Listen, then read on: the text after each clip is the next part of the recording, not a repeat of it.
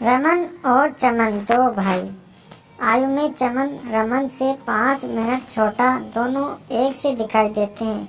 पिताजी दोनों को एक ही रंग के एक जैसे कपड़े लाकर देते। दोनों भाइयों में गहरा प्रेम था। नदी पर, खेत में, कुएं पर, पशु चराने या चौपाल पर जहाँ भी जाते दोनों भाई साथ ही जाते। रमन बिना चमन अधूरा और चमन रमन का पूरक था।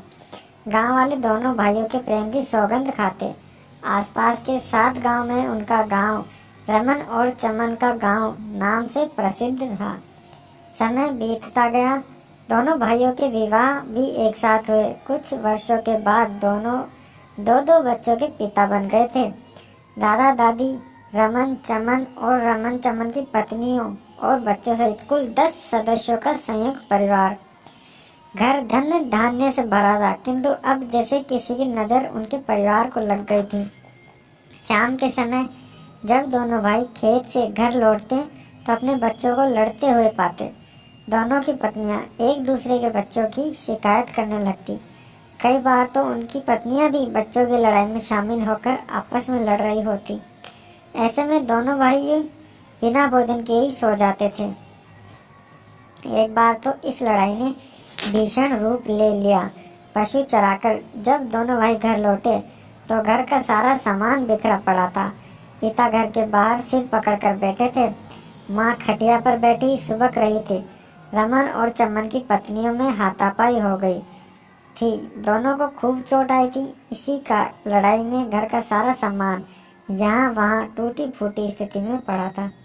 दोनों भाई अपनी अपनी पत्नियों के कक्ष में गए। रमन की पत्नी का सिर फूटा था। चमन की पत्नी का भी यही हाल था। दोनों की पत्नियां रो रो कर शिकायत कर रही थी। इन आंसुओं की बाढ़ में दोनों भाइयों का आपसी प्रेम भी बह गया। रात में ही पंचायत बैठाई गई। पंचों ने निर्णय लिया कि घर का बंटवारा कर दिया जाए। आंगन में एक दीवार बना दी जाए। पशु तथा अनाज दोनों भाइयों में आपस में बराबर बांट दिए जाएं। पंचों का फैसला था रमन तथा चमन दोनों को एक दूसरे काम में हस्तक्षेप करने की कोई आवश्यकता नहीं है। दोनों भाइयों के माता पिता स्वेच्छा से जिसके पास रहना चाहें रह सकते हैं। रात ही में कंदील की रोशनी में दीवार बनाने का काम शुरू कर दिया गया। पांडर मिट्टी की 3 फीट चौड़ी तथा 12 फीट ऊंची दीवार बना दी गई थी। सुबह होने तक घर के 2 भाग हो चुके थे। दोनों भाई अलग अलग हो चुके थे और उनके क्रियाकलाप भी। जिस दिन रमन खेत पर जाता उस दिन चमन पशु चराने, यदि चमन नदी पर होता तो रमन कुएं पर। चौपाल में भी दोनों भाई कभी साथ दिखाई नहीं देते। इस बीच दोनों के कपड़ों के रंग भी एक दूसरे के विपरीत हो गए थे। खेलते समय यदि रमन के बच्चों की गेंद चमन के आंगन में आ जाती तो गोल से चौकोर होकर ही वापस लौटती।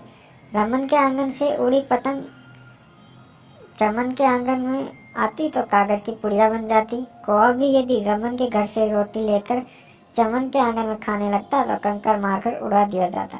यही हाल चमन के घर से रोटी लेकर रमन के आंगन में खाने पर होता। समय यूं ही बीतता गया। एक उमस भरी शाम की बात है। रमन पशु चराकर तथा चमन खेत से लौट रहे थे। तभी उन्हें अपने घरों से लोगों के चिल्लाने की आवाज़ें सुनाई दी। किसी अनहोनी की आशंका से वे तेजी से अपने घर की ओर पैर बढ़ाने लगे।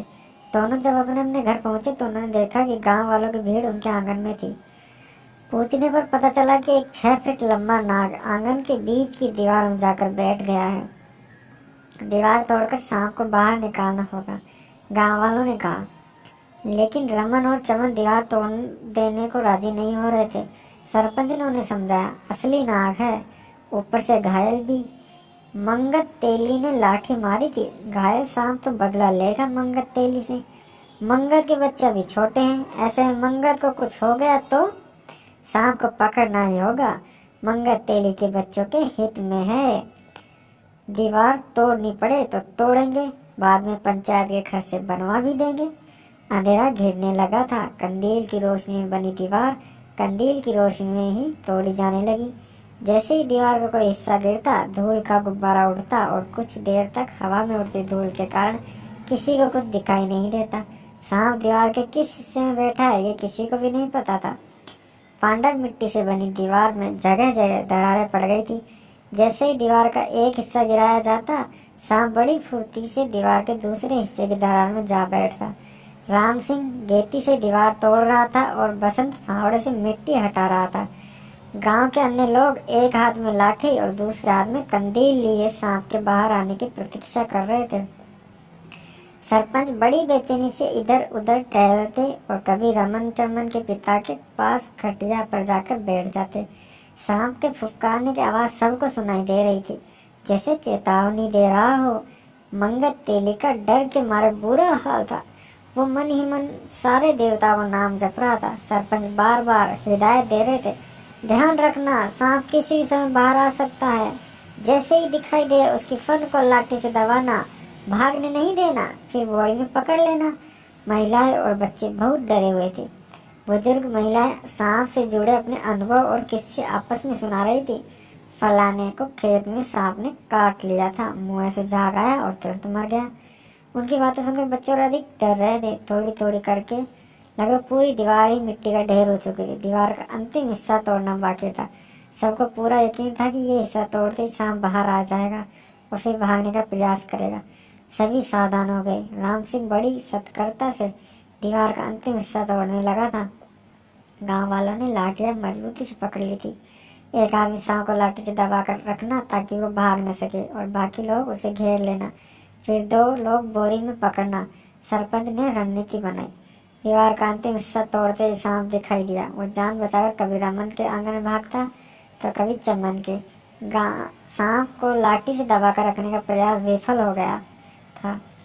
सांप जोर से फुफकारता और सभी पीछे हट जाते। आंगन में भागम भाग मची थी। अफरा तफरी में सांप दोनों की पत्नियों की ओर लपका।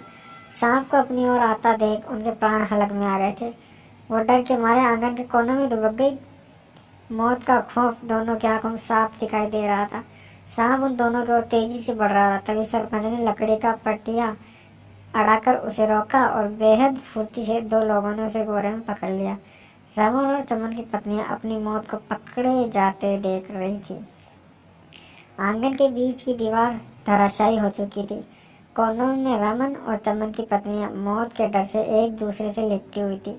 इस भागम भाग में दोनों भाइयों ने कब एक दूसरे का हाथ कसकर थाम लिया ये उन्हें भी पता न चला। दोनों भाइयों के कपड़े व चेहरे पांडर मिट्टी से सने थे।